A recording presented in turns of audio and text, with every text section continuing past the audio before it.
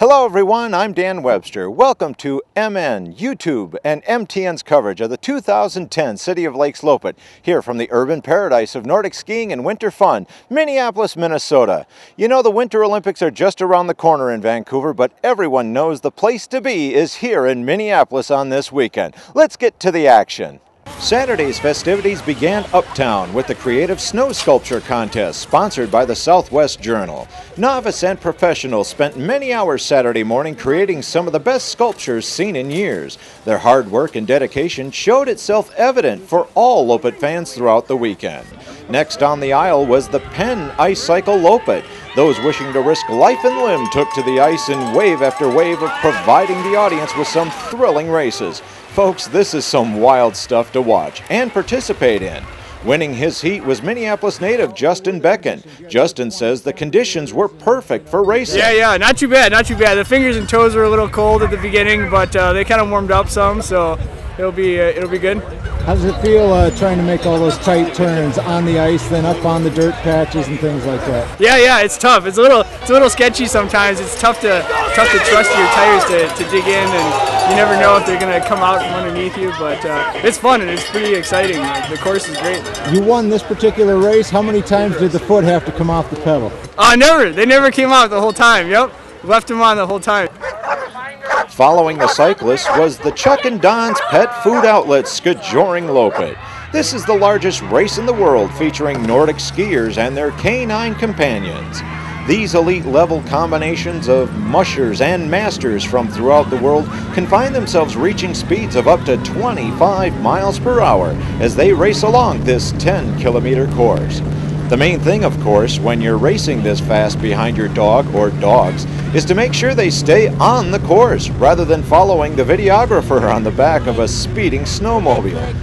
But as you can see, with a little gentle guidance, dogs and skiers are back on track, racing for the finish line. What makes the Skijoring Loppet such a popular event is that you don't need to have the fastest dogs in the world to get out and have a great time at the Skijoring Loppet. Making their way up the Uptown Mall and winning both the one-dog and two-dog events are husband and wife team Joshua and Kate Tesh from Superior, Wisconsin. For Joshua, his dog Pontus brought him home the gold medal, while Kate was escorted by dogs Verde and Ulu in claiming her title. Once the dogs have cleared, it's time for the Rossignol Junior Loppet. Kids ranging in age from 8 through 19 take to the Loppet course and ski 5 kilometers in a competitive environment. This is a great opportunity for juniors to showcase their skills and abilities on the Nordic scene. While scouts and coaches from the upper Midwest are searching for talent for their schools and teams, many of these racers are simply looking for points toward the 2011 Junior Olympics, which will be held right here in Minneapolis. Scoring the juniors' victory for the boys was graduated senior Kyle Dahman of Austin, Minnesota. For the young ladies, it was Minnetonka freshman Caitlin McColtrick from Deep Haven, Minnesota, winning her first title. Together, Caitlin and Kyle displayed great skill and technique in claiming victory, but they also have showed the world how they have become great ambassadors and diplomats for the sport they love. Following the competitive nature of the juniors event was the sheer fun and relaxed atmosphere of the Minne-Loppet.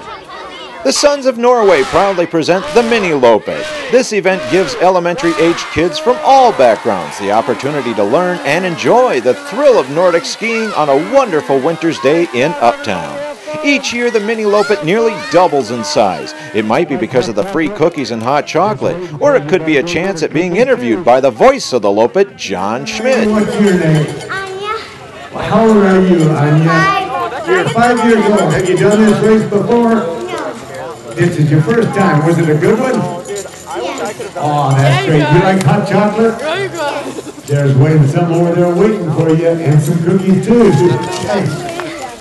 As sunset rolled in, it was time for the power and speed of the Toko Finsisu Sprints. Here we can see Connor Benton of Hopkins taking the boys' high school sprints title. For the young ladies, former junior Loppet champion Julia Harrison of Mound West Tonka survived a late surge by Sarah Benton of Hopkins in capturing her first sprints title. Having just returned from earning his first ever World Cup point in Canmore, Alberta 2 hours prior to this event, Matt Liebsch of Minneapolis took the men's title. And Joanna Winters barely bested former Olympian Carolyn Bramante in claiming her first ever Loppet Sprints title. Joanna said she could feel Carolyn and the others making their move at the finish line. It's kind of, you know that they're right there, but you can't really use your peripheral vision too much because if you look, it's bad to look back. It was very scary. Did you have to think about soft snow in thinking about that? Yeah, definitely. Trying not to push off too hard. There was a lot of, bobbling, but that's what makes it fun when a lot of shuffling around. And Congratulations. Thank you very much. It was really fun. As darkness set in, the Luminary Loppet set the stage. Over 7,000 participants graced Lake of the Isles for skiing and good times. Upon their return to Uptown, it was time to party under the big top. The bell-bottoms played to an enthusiastic crowd waiting to expend whatever energy they had left. From the young to those more experienced, the big top was the place to be following all the Luminary fun.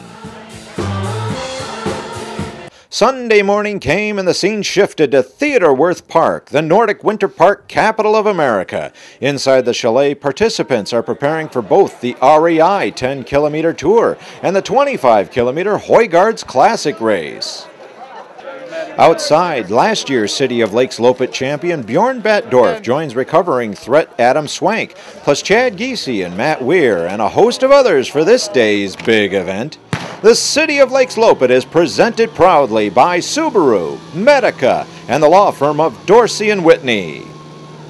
Racetime temperatures for this Super Sunday Jewel event was a crisp 12 degrees. For the first time in Loppet history, the big event started behind the chalet rather than at Stadium Hill, and the racers took full advantage of not having the big climb to start their event. Instead, these highly trained athletes had to maneuver the quick turns and each other as they jostled for position for the next 33 kilometers of work.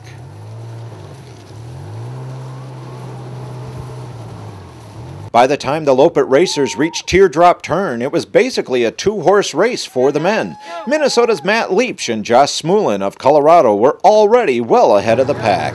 At Wirth Lake, 15 kilometers into the event, Liebsch had pulled away from Smulin and the rest of the racers by over 30 seconds. Remember, folks, Liebsch was racing his third big event in 3 days in 2 countries. For the ladies at Wirth Lake, CXC teammate Kristina Owen was in the lead, with fellow CXC teammates Maria Stuber and Joanna Winters as part of this 4-pack. Keeping a close eye on Owen, in second position was former Olympian and Loppet champion Carolyn Bramante. Coming up the Uptown Mall amidst the snow sculptures and the crowd was the easy-coasting local boy, Matt Liebsch. The 26-year-old who won last year's American Birkebeiner easily handled the competition this day by over 90 seconds. For the ladies, 25-year-old Kristina Owen would capture her first ever City of Lakes Loppet title, completing the sweep for Team CXC on this day.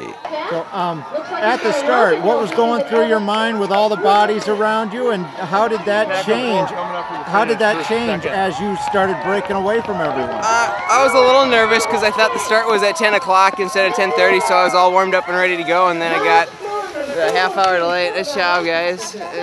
So I was a little bit chilly at the start, but it worked out really well. I still felt good out there. I had very fast skis. And what are you thinking about once you realize you're kind of ahead of everyone there? Just trying to ski relaxed and make sure I don't cramp up. So I was really, the course was in great shape, and I really want to thank the City of Lakes Loppet for putting on a great race. You could start breaking away from the pack and take this thing. Well, we had 3 CXC girls in there, so first we broke away from the other 2, and then I guess when we hit the lake, but I really don't know where I was at any point out there. It's pretty twisty. The technique style of all the turns and ups and downs at Wirth, and then you hit the lakes, was there a preference to one? Was there a style that you had to go through to make the changes and help you? Just working the transitions and a lot of open field. There's a lot of flat out there. So, and the conditions out there for you today? So fast. So fast.